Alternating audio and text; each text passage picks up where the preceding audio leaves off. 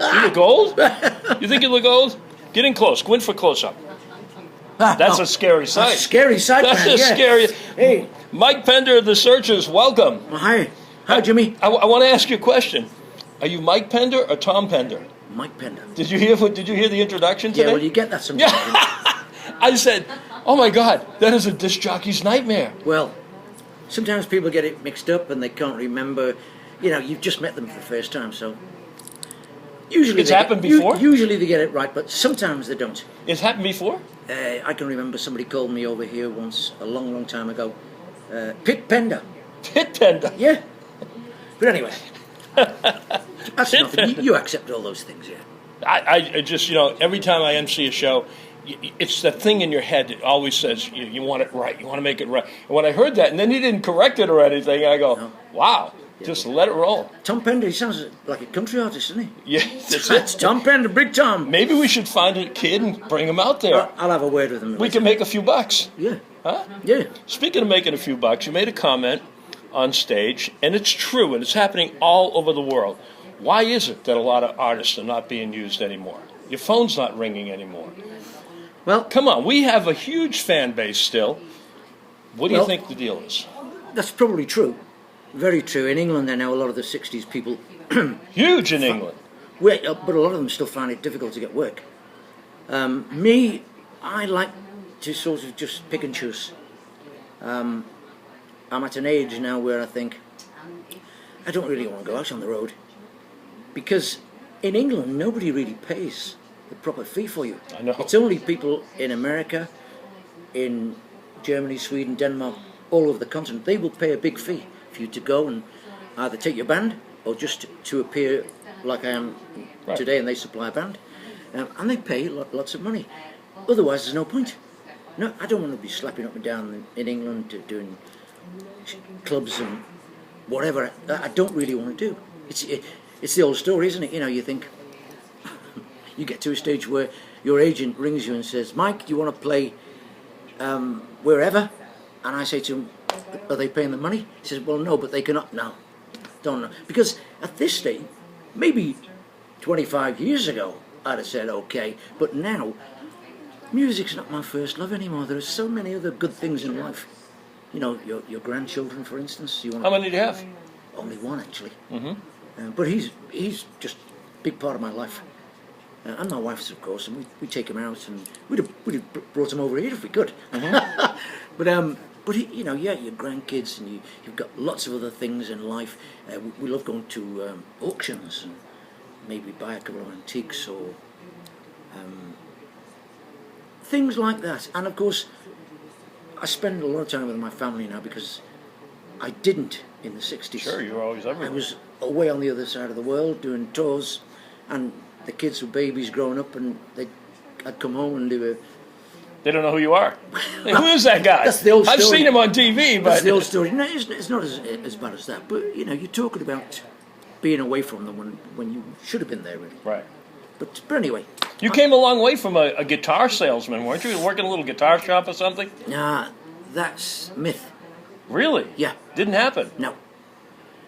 Things like this happen, you know, in showbiz, in autobiographies. You know, you read the autobiography and you get the proper facts of somebody. Things get sort of way out of line. They get mixed up, and they say because you signed some autographs in a record shop or a record store, or, you know, hey, this guy he works here or something like that. No, never ever worked in a music shop. Went in many music shops, Manny's, New York. Manny's, wow, I forgot about that place. Yeah, I bought a 12-string Rickenbacker there. I wanted to talk to you about that. I wanted to talk to you about Rickenbacker. You're a huge Rickenbacker fan. Yeah. And that's what's sitting over there. That's it, yeah. And Rick. They're great. Are they bigger in England, do you think, than they were here? I mean, I remember the Guess Who, when they did Shakin' All Over. That was that Rickenbacker. That was the Rickenbacker there. And well, I don't know about that, because I seem to remember, was that the American version? Yeah. Yeah, I'm talking about the English one, Johnny Kidd and the Pirates. Oh, yeah, right. And he was the original guy. Oh, yeah. A guy called Mick Green was a guitar player, and he played that riff. Mm-hmm. But I mean, obviously, I think they are popular in England. Oh, yeah. A lot of people have them, but there's not a lot of people who headline shows use them. Right.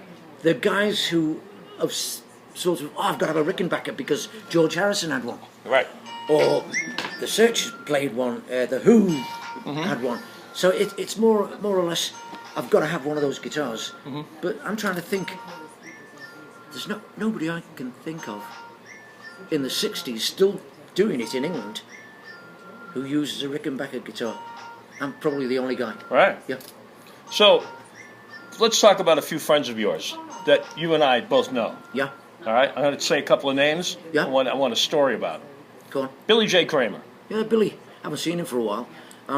Living in Arizona now. Is he? Yeah. I Yeah. didn't know that.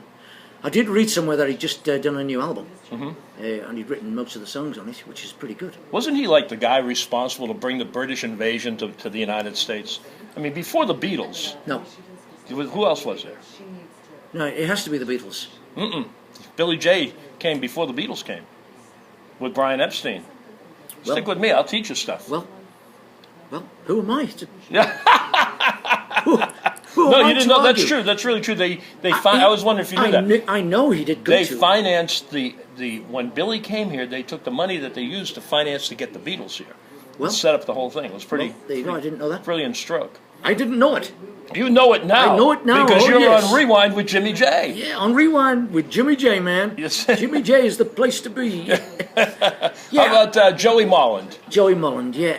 I only met him for the first time about 10 years ago over here. And we did a show together. No, I'm telling a lie. I'm telling a lie. I love it. When I was here 10 years ago. No wonder why they say in your bio that you worked at a music store. 5 years ago I met him for the first time. I knew of him. Yeah. Obviously I knew about Badfinger and things like that. And I knew that there was a connection with the Beatles and things like that. But yeah, he's a good guy, good guitar player. He's got a great vocal. And he lives over here now, and, Sure. and he works all the time here, yeah. He's working a lot. Yeah.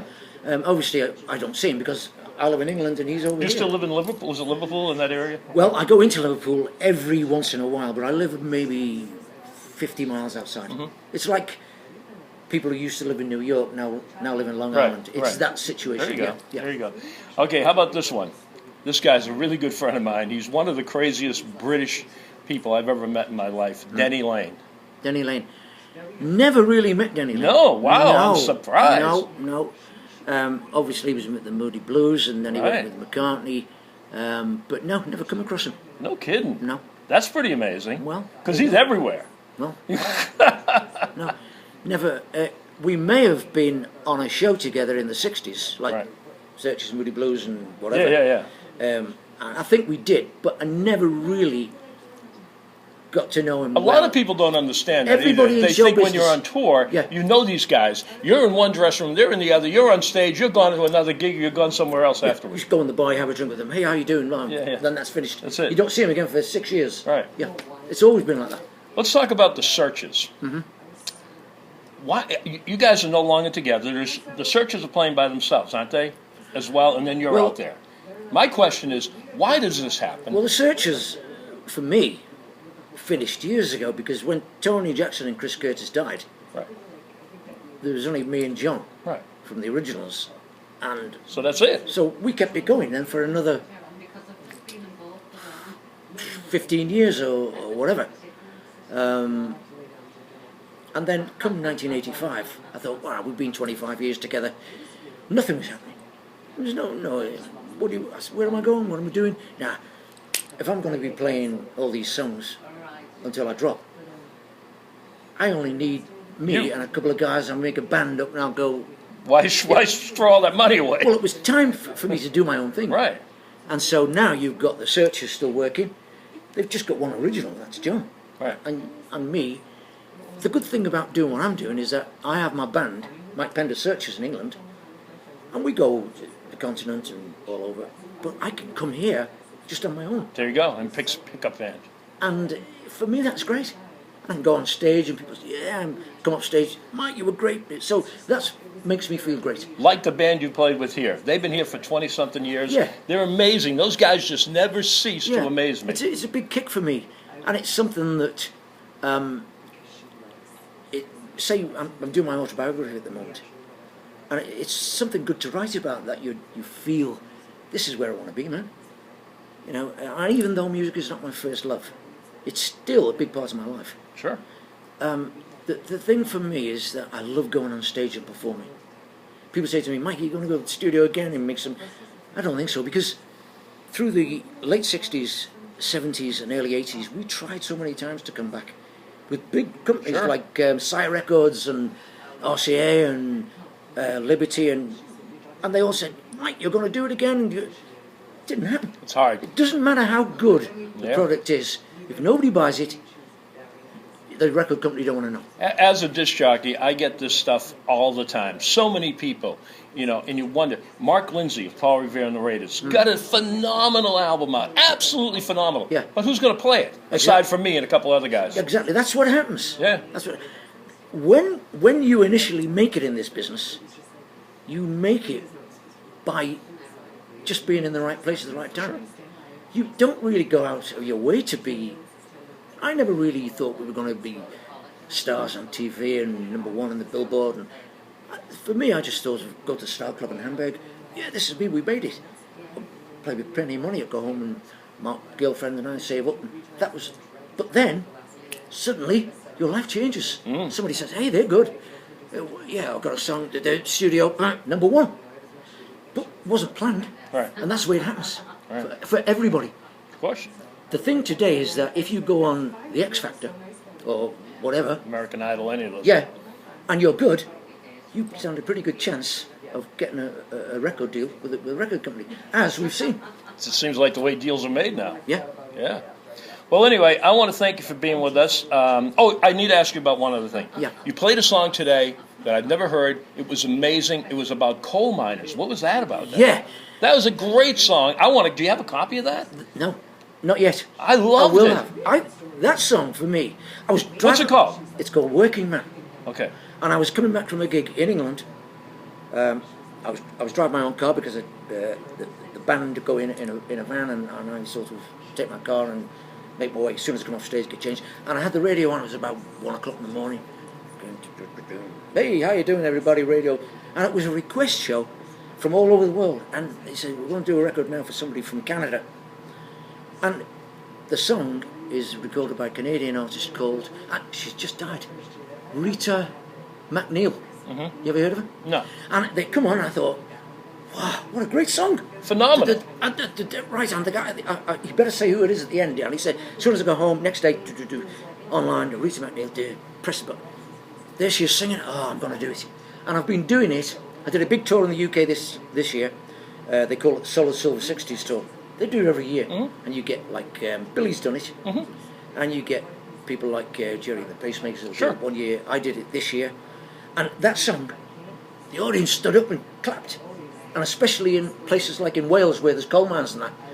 And a lot of people here said to me, Mike, that song, can I buy it? I said no, because I haven't recorded it yet. I think that's one you need to do, man. It's a good song. I think you need to do it. Yeah. I mean, I know, you say it's not your whole love and everything, and you worry about bringing up. That is one song that I think can speak to people's hearts. It was great. And the way you presented it and delivered it sold me on it. Well, that's good. Well, thank you, Jimmy. I'm serious, man. Thank you very much. Great. Okay, good. Serious. I'll bear that in mind. Well, that's, again, I don't say that about a lot of stuff, but it was a deal maker for me, if you know. Yeah, I said to the guys when we were rehearsing, I said, what about this song? And they said, hey, Mike, that's a great song. Yeah. But they said, we don't know if it's maybe a bit slow for the afternoon. Oh, it was great. But then they said, no, because it's so good, we want to do it. Yeah. Oh, yeah. Yeah. So there you go. It was great. You know? Okay, real quick, let's touch on a couple of hits and then we got to get out of here. First big hit was? In this country? Yes. Needles and Pins. In the other country? No. Wasn't it Sugar and Spice? Or? Sugar and Spice. Yeah. And it was in Good Morning Vietnam, wasn't it? Yeah. I remember Robin Williams saying, hey, we got searchers, man. Yeah. That helps. Not a great song. Did you get paid for that? No, we got paid. Do you know that Shannon told me a story? You know who Shannon is? Yeah. They told me a story about, speaking of, we were just talking about you, Mike. Come on over here. May, would you care to join us for lunch? They just served it next door in room 2. Mike, come on over here for a minute. You're on TV with us. You're on the Rewind Show. I was just Mike, talking. don't come on this, you look awful. Look, don't get too close, Mike. We were just talking about what a great band you have. Seriously. Thank you so much. I mean it. Thank you And very we much. were talking about how he goes around and picks up bands.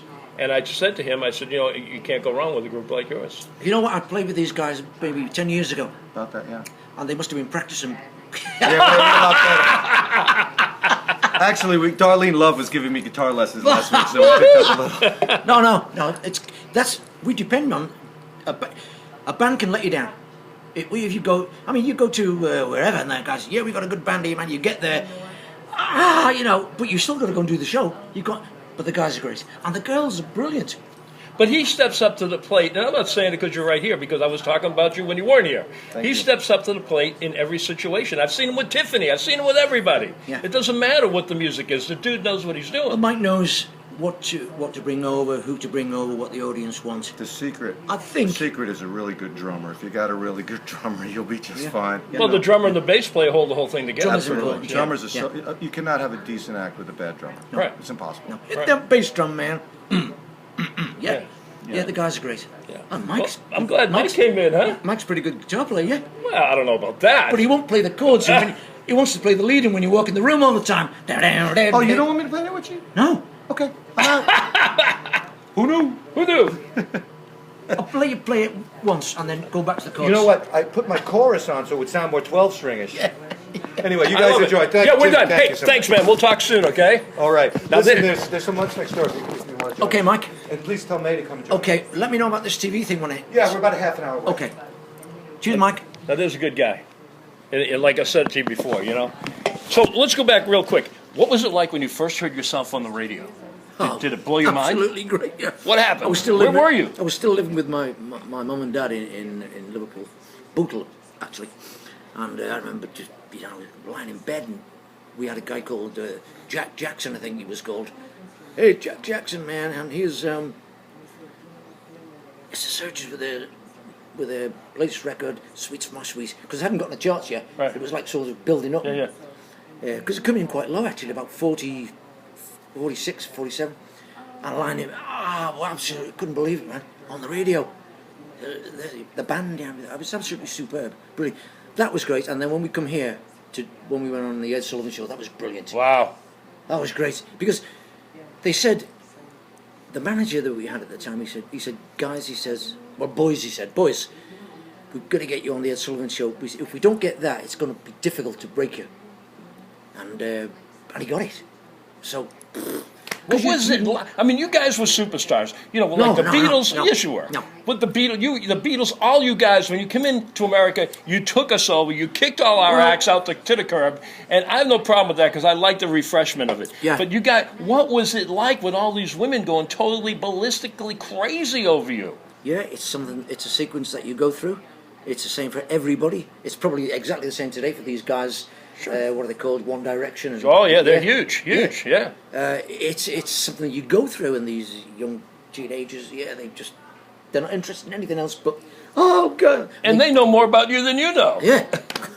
Like they make stories up that you worked in guitar stores. Yeah, it's great at the time, but I couldn't go through that again. Yeah. I know. Once you've passed that sort of thing, I mean, no, I wouldn't want to go back to it. It was great, and at the time it was brilliant. And obviously, if you're going to be number one in the charts, you're going to get there anyway. Sure. And if you're young guys, they were all young guys, weren't they? Yeah. And that's what makes it appealing to all these. Most go to school and teenagers. Yeah, that's what makes it. Yeah. It was brilliant. Sometimes you sit down and people bring it back to you because sometimes you can't remember. Right. And you got. Because you That's do so right. much. That's right. God, I've forgotten all about that. Yeah. I don't do half the stuff you guys have done, and I still same thing. I'll do a radio show, I'll say something on the air, or I'll perform somewhere, and somebody will tell you something about yourself, and you go, I did that, and you go, oh yeah, I did. Yeah. That's right, I forgot. You forgot about it. Yeah. It's a blank. Hey. Yeah. Now, do you think the people in England? I was over in England a couple of years ago. I did 6 dates over there. Do you think that the people in England respect the music more, or have a love or a passion for it more than they do here in America? Are you talking about a certain kind of musical? Yeah, in general. 60s and 60s, right? Yeah. Now, I think in England there are still a lot of nostalgic Yeah. 60s people. In America, not so many. Right. Not so many. They may be around, but I don't think they want to join in anymore. Right. There was a lot of here today. Oh, Actually. yeah. Yeah, there are places, the continent and England. I mean, most of the gigs that we've got now for the rest of the year and into next year, they're in Sweden, Denmark, Germany, a couple in the UK, but most of them are in Europe. Mm. The 60s thing is still big around. Booming. Yeah. Yeah. And they have big venues and it's full of people. And you look at the audiences there and you think, there's a lot of them from a younger generation. Of course, they're kids. They learn from their parents. And I'm going, they're still enjoying this music. Right. Amazing. That's all that matters. So for the folks that are home watching this, now they're going to get to hear you do a couple of drop-ins for me. Okay. Okay? Okay. You know, hi, this is Tom Pender. No. Now listen, James. If you're just joining us, folks, that's a joke. Don't hurt me. Okay. On the Rewind Show with Jimmy J. On the Rewind Show with Jimmy J. Yeah, there you go. Try It's that. funny, I was going to say Jimmy James. Yeah, well, it's okay. You can be Tom Pender. I'll be Jimmy James. Okay, this is Mike Pender on the Rewind Show with Jimmy J. Or whatever his name is, right? Join me this week on the Rewind Show with Jimmy J. Join me this week on the Rewind Show with Jimmy J. Who are you? Jimmy J. Oh, you're Jimmy J. I must Pender. be Pender J. Not Tom Pender. Mike Pender. Mike Pender. Thanks, man. I appreciate it. Seriously, it was great meeting you. Cheers, Jim. Great show. Awesome. Awesome show. Well, thank you very much. Thank you. Thank you.